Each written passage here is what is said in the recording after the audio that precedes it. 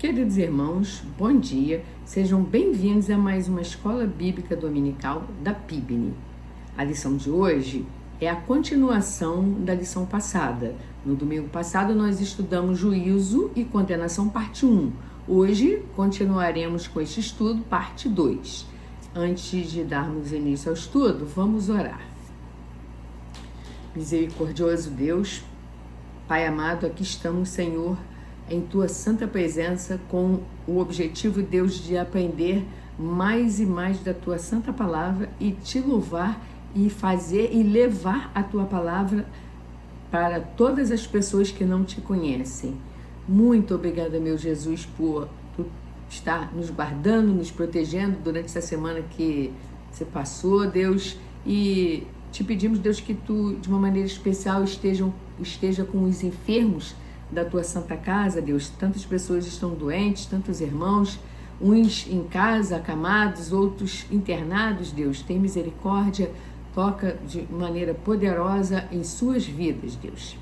Também Te pedimos pelas famílias enlutadas, sabemos que muitos servos Teus perderam o ente querido e sofrem com essa perda, Senhor. Toma o coração deles, renova, de paz de espírito e dê a única alegria que é verdadeira, que é a Tua alegria, Senhor.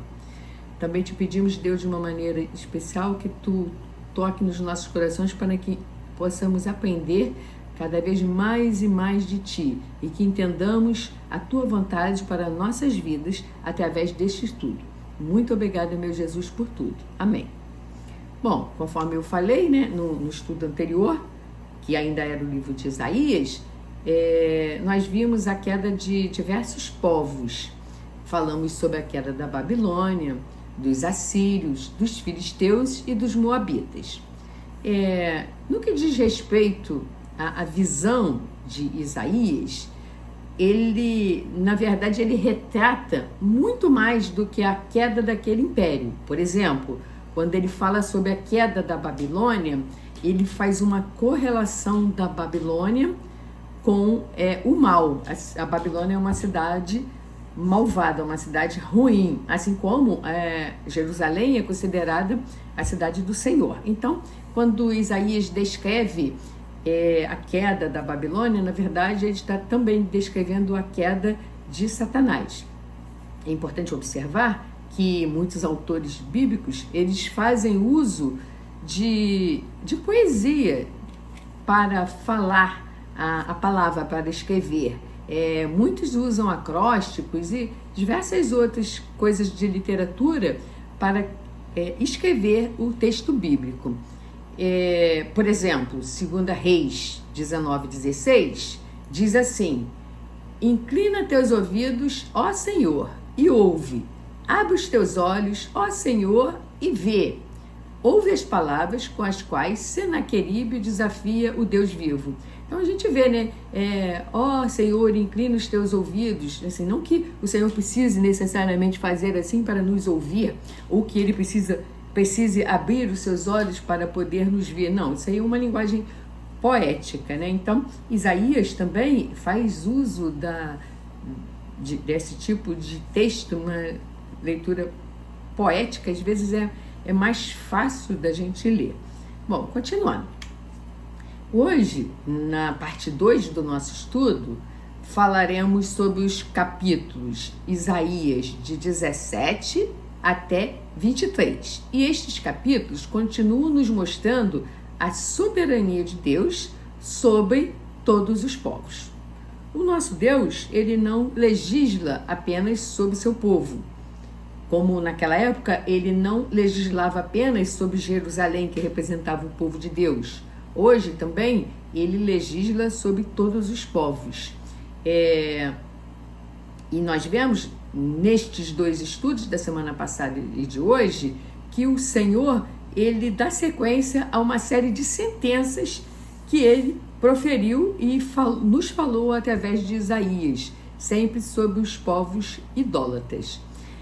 Hoje nós falaremos sobre a queda dos reinos de Damasco, de Efraim, do Egito e novamente da Babilônia, e também sobre Dumá.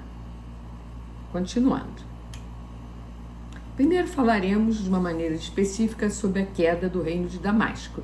Damasco era a capital da Síria, cuidado para não confundir com a Síria. Esta é Síria, capital Damasco. E o capítulo 17 de Isaías, ele faz menção a um fato que já havia sido citado no capítulo 7 do mesmo livro, quando o povo de Israel, que é aqui representado pelo Reino do Norte, que também é chamado de Efraim, por ser sua tribo de grande importância, este Reino do Norte, Israel, ele se alia com a Síria contra o Reino do Sul, que é Judá, cuja capital é Jerusalém. E obviamente, isso desagrada o coração de Deus, porque tanto o Reino do Norte quanto o Reino do Sul são filhos, são servos, são parte das 12 tribos de Israel. Então, quando uma parte se alia com o inimigo, quanto estrangeiro, para lutar contra os seus irmãos, isso obviamente desagrada o coração de Deus. Vemos muitas vezes ao longo da palavra de Deus que o Senhor até levanta um povo para destruir o povo de Deus, mas mesmo assim, se este povo ele fizer muita maldade, a mão do Senhor pesa sobre este povo que o Senhor utilizou como ferramenta para derrubar a empáfia do seu povo, né? Muitas vezes aquele povo, e até nós nos dias de hoje, nos sentimos autossuficientes, achamos que tudo podemos, né? E negligenciamos estar à presença do Senhor. Então é interessante que quando o Reino do Norte se alia ou tenta se aliar com a Síria para ir contra o Reino do Sul, o Senhor intervém. E às vezes até conosco mesmo temos filhos, sobrinhos, nós podemos brigar com nossos filhos, nossos sobrinhos, nossos netos, mas se vier alguém de fora e, por exemplo, der um cascudo no meu filho, no meu sobrinho, nossa, eu vou brigar muito. Então, assim o Senhor, ele repreende com a mão forte muitas vezes, mas ele cuida, ele protege, ele defende os seus filhos, que nos dias de hoje somos também nós. Então, continuando. Depois, o rei Acais, ele pede ajuda com os assírios e estes saqueiam Damasco, que é a capital da Síria, e matam o rei Rezim. Então, são as coisas que aconteceram no começo da nossa lição. Interessante observar que este povo, né, da cidade de Damasco, ele viveu muito tempo bem próximo ao povo de Deus. E devido a isso, eles conheciam as leis do povo de Deus, ouviam falar do Senhor e de todas as suas maravilhas. Então, este povo de Damasco, ele, no sentido de... Ele conhecia Deus, ele não servia o nosso Deus, mas ele conhecia. E mesmo assim, mesmo conhecendo, sabendo da mão poderosa do Senhor, esse povo optou por seguir e adorar deuses pagãos e lhes ofertar nos altares, né, que eram chamados os lugares altos, lhes ofertar tributo, ao invés de adorar tão somente a Deus. Então eles serviam. E interessante observar que estes altares, eles foram até copiados pelo rei Acais, que quando ele esteve em Damasco, ele viu um altar ali, ele gostou bastante, ele enviou o modelo, né, ele fez um desenho, mandou que fizesse um desenho, mandou um modelo para o sacerdote Urias e ordenou que ele edificasse um templo igualzinho àquele, para que ele oferecesse, Acais, né, e os seus oferecessem sacrifícios àqueles deuses que o povo de Damasco seguia e adorava. Então a gente vê que o povo de Deus, muitas vezes, ele adorou a outros deuses e abandonou o nosso Deus. Então, continuando. E aí, quando esse rei Acais mandou fazer, né, o sacerdote obedeceu, o sacerdote Urias obedeceu, e quando Acais chegou de volta, o altar já estava pronto.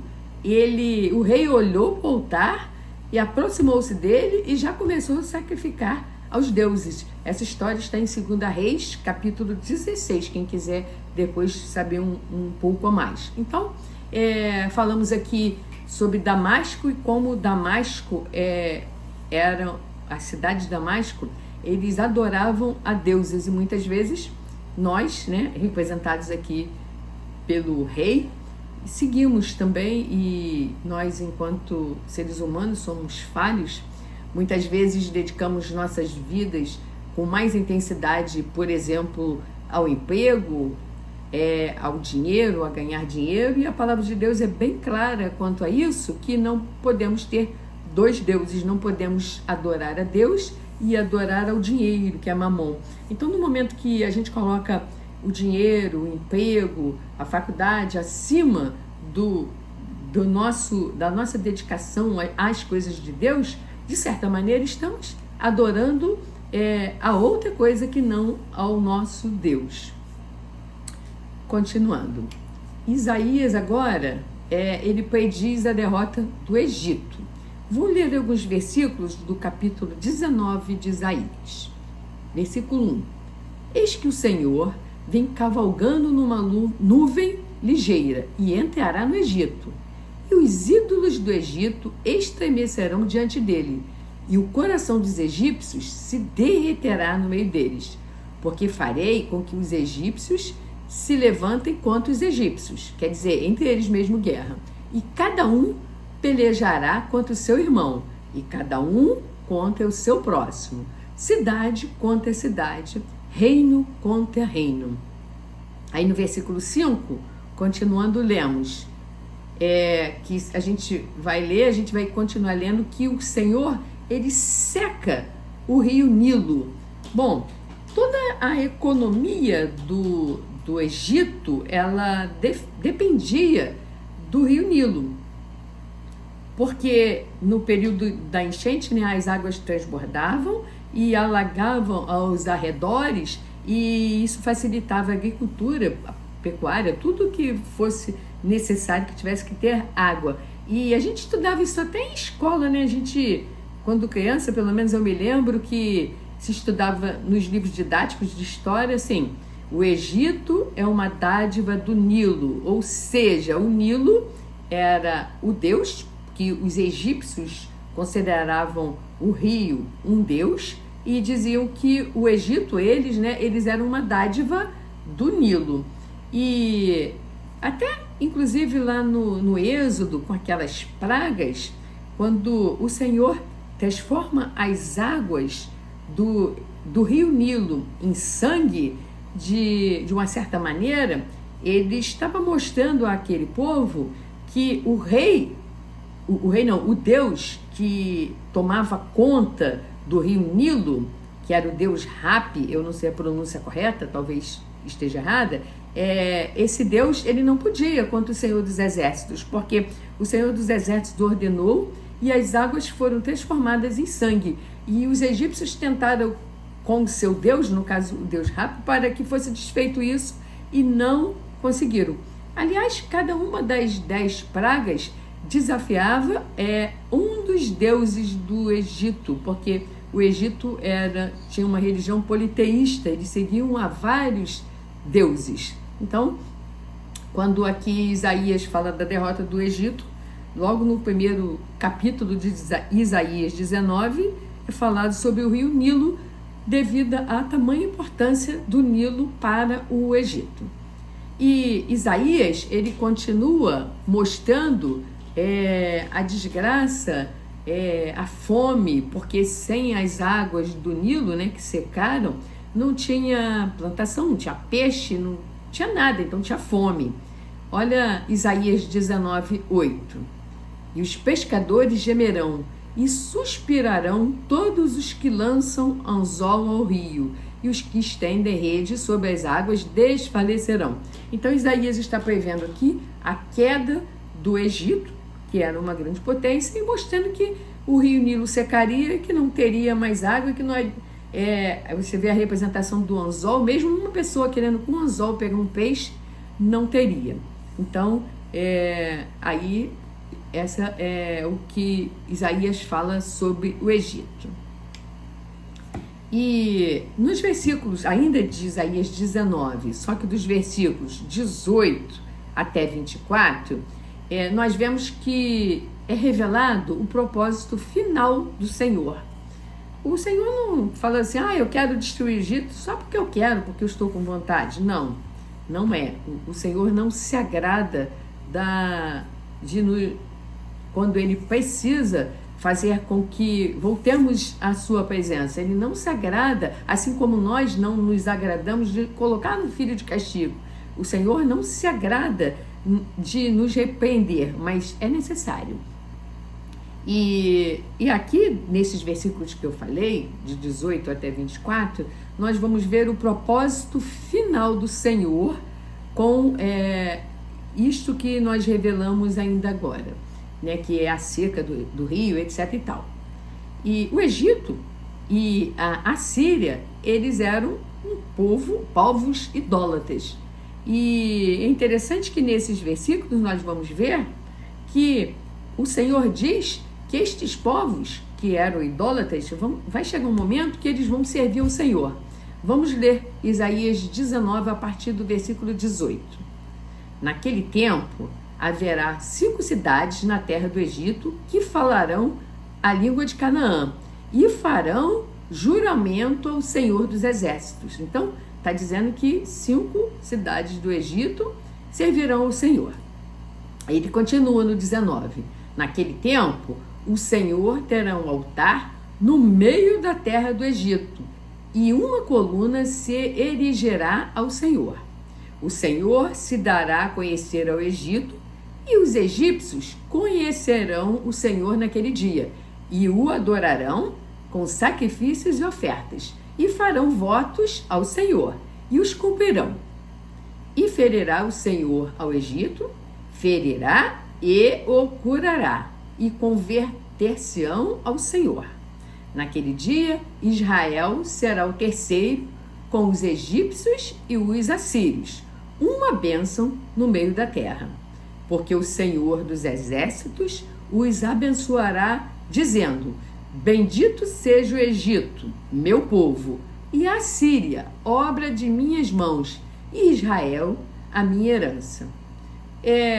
Trazendo para os nossos dias, se nós fôssemos falar, né, que onde era o Egito atualmente, aquela região onde tem Irã, Iraque, por ali, mais ou menos isso, se hoje nós falarmos que o Irã e o Iraque, enquanto Estado organizado, enquanto nação, vai servir ao Senhor, pode ser que muitos de nós nos espantemos e falar, não dá não, aquele povo ali, do Iraque, do Irã ou qualquer outra região ali, mas é isso que a palavra que nós acabamos de ler fala, que mesmo aos nossos olhos sendo difícil, para o Senhor nada é difícil, nada é impossível. E isso daí que está sendo falado é apenas um dos desígnios do Senhor, que são tantos. É uma promessa contida em sua palavra.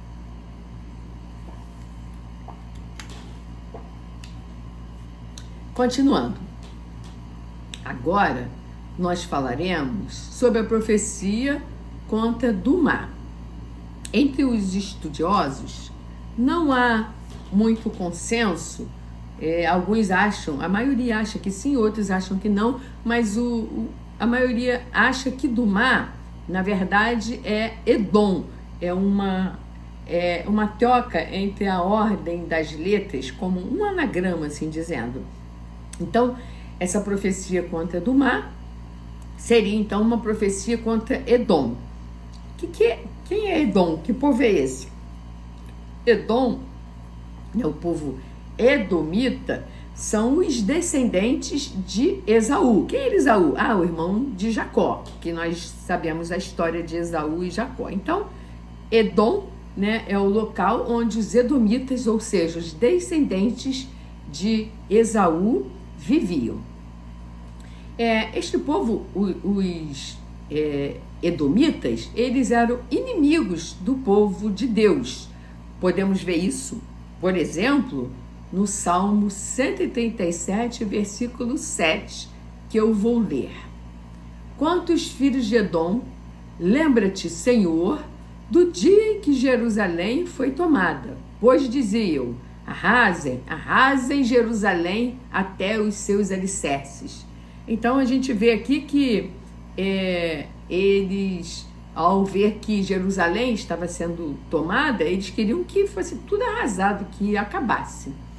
Então aqui agora a gente vai ler Isaías 21, versículo 11, que vai falar sobre a profecia dada por Isaías, né? Através de Isaías, a profecia do Senhor. Diz o seguinte: peso de Dumá, Isaías 21, versículos 11 e 12, que eu vou ler. Peso de Dumá, gritam-me de Seir, guarda, que houve de noite? E disse o guarda: vem amanhã e também à noite. Bom, segundo os estudiosos, né, isso que o guarda ali se refere a Isaías, né, e ele é questionado acerca do horário da noite. Na cultura hebraica, quando se fala de noite na palavra de Deus, nesse sentido, diz respeito ao período que o Senhor se calou, o período que o Senhor não falou com o seu povo. Então, em diversos momentos na Bíblia, por exemplo, entre o Antigo e o Novo Testamento, houve um período, né, que o Senhor se calou. Então, a noite se refere ao período que o Senhor se cala e não fala nada com o seu povo. Então, esse povo, ele está falando com Isaías, né,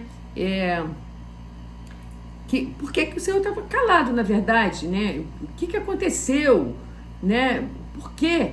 Ele estava perguntando, o povo estava perguntando por que do horário da noite, daquele período sem o Senhor. Um versículo que correlaciona a noite com o silêncio do Senhor é o versículo de Miqueias, capítulo 3, versículo 6, que nos diz: portanto, se vos fará noite sem visão, e tereis trevas sem adivinhação, e pôr-se-á o sol sobre os profetas, e o dia sobre eles se enegrecerá. Então, está dizendo que fazer-se noite é ficar sem revelação, sem profecia do Senhor. Aí, continuando no estudo, o avanço dos assírios, ele gerou temor em todas as nações. E o povo de Edom, ele queria saber, né, por isso que ele estava perguntando para o profeta, se tinha alguma esperança, quer dizer, se o Senhor tinha falado alguma coisa com o profeta, alguma revelação ou algum esclarecimento sobre isso. E a resposta do profeta, ela é bem clara. Há períodos em que o Senhor se revela e há outros que não. E aí o Isaías continua falando, continue a perguntar, quer dizer, continue, fiquem aos pés do Senhor, voltem, perguntem.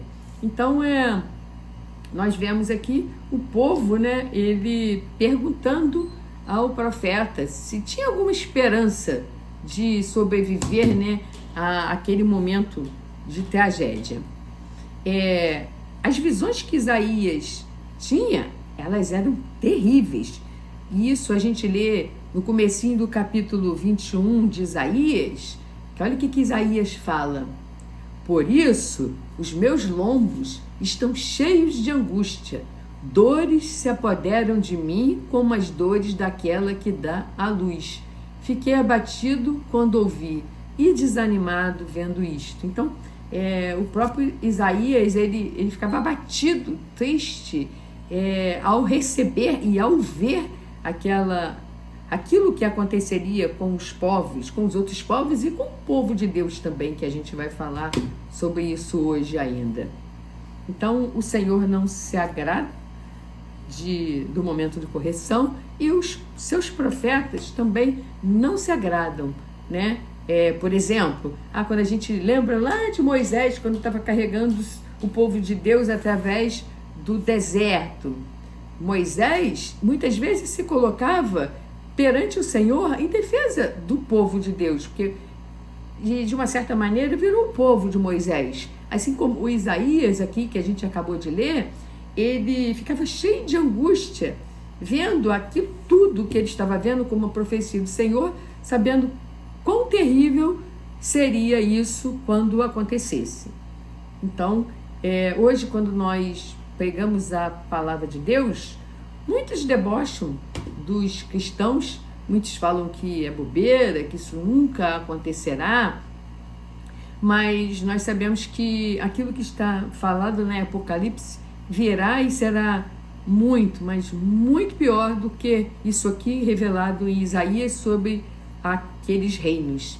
Então temos que continuar falando a palavra para que as pessoas possam verdadeiramente crer, né, e aceitar a Jesus como seu Senhor e Salvador. Agora falaremos sobre a profecia contra a Arábia.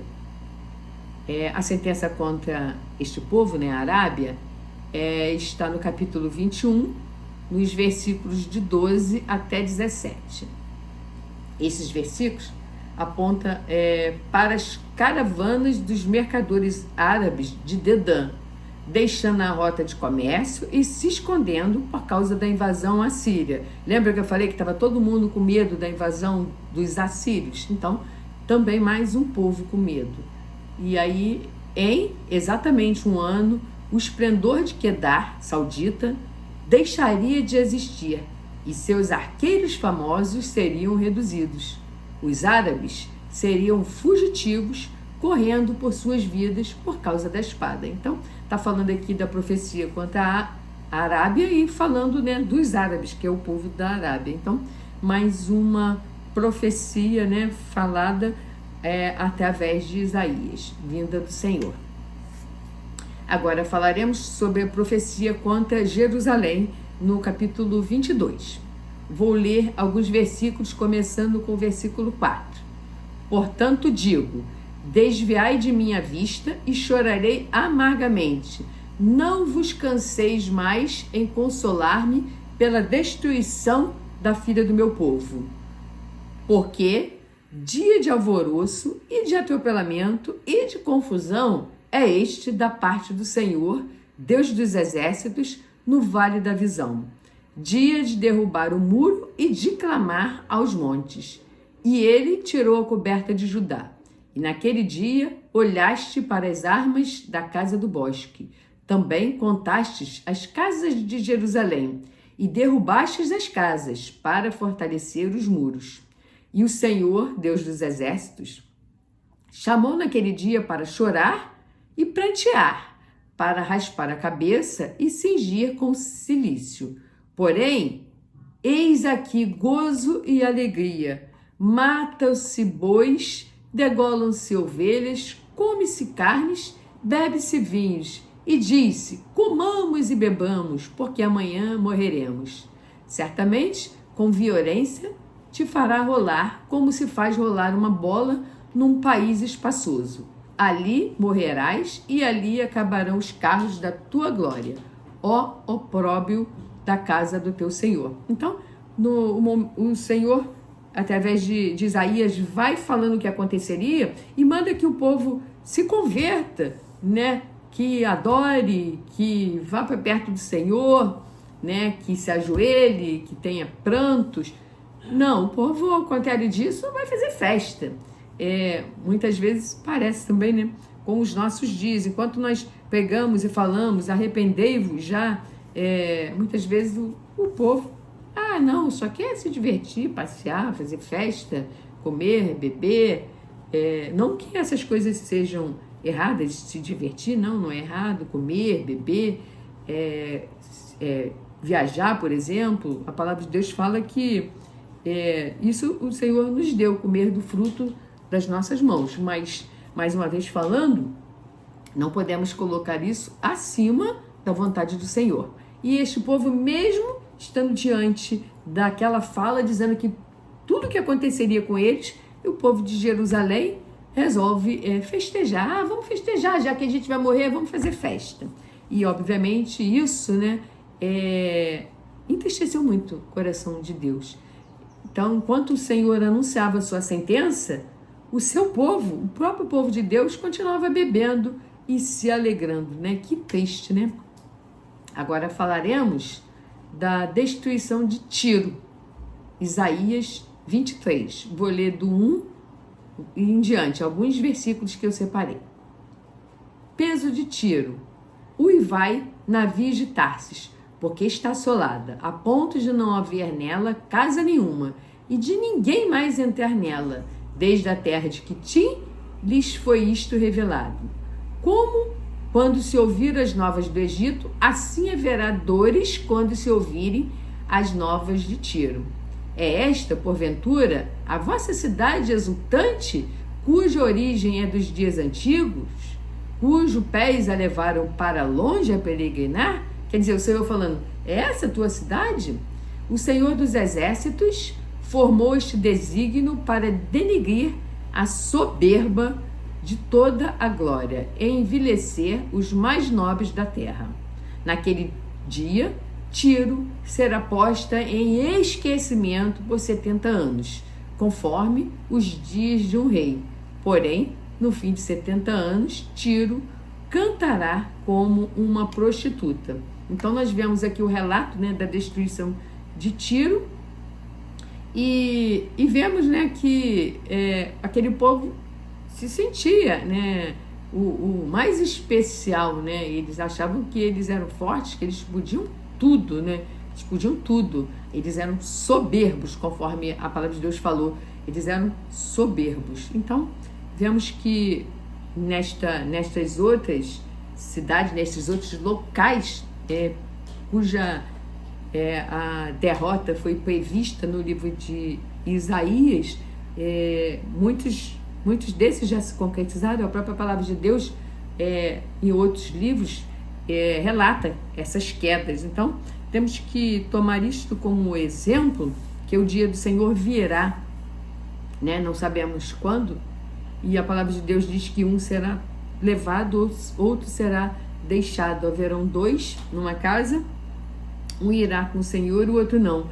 E aquele que não for com o Senhor, haverá pranto e ranger de dentes. Então, que o Senhor coloque os nossos corações, né, para que possamos cada vez mais estar aos pés do Senhor, fazendo a sua vontade. Então, somente a sua vontade e não a nossa. Então, antes de encerrar, vamos orar. Oremos. Obrigada a Deus por nos, através do estudo dessa palavra, nos mostrar como devemos nos colocar tão somente aos teus pés, porque só tu, Senhor, és digno de honra e de glória. Muitas vezes, Senhor, pessoas com muito dinheiro acabam se estribando em seus bens e depois elas descobrem que elas nada podem e que elas nada são. Não devemos adorar a mais nada, a mais ninguém, a não ser tão somente a Ti. Muito obrigada, meu Jesus, por esse estudo. Te pedimos que Tu receba em Tuas mãos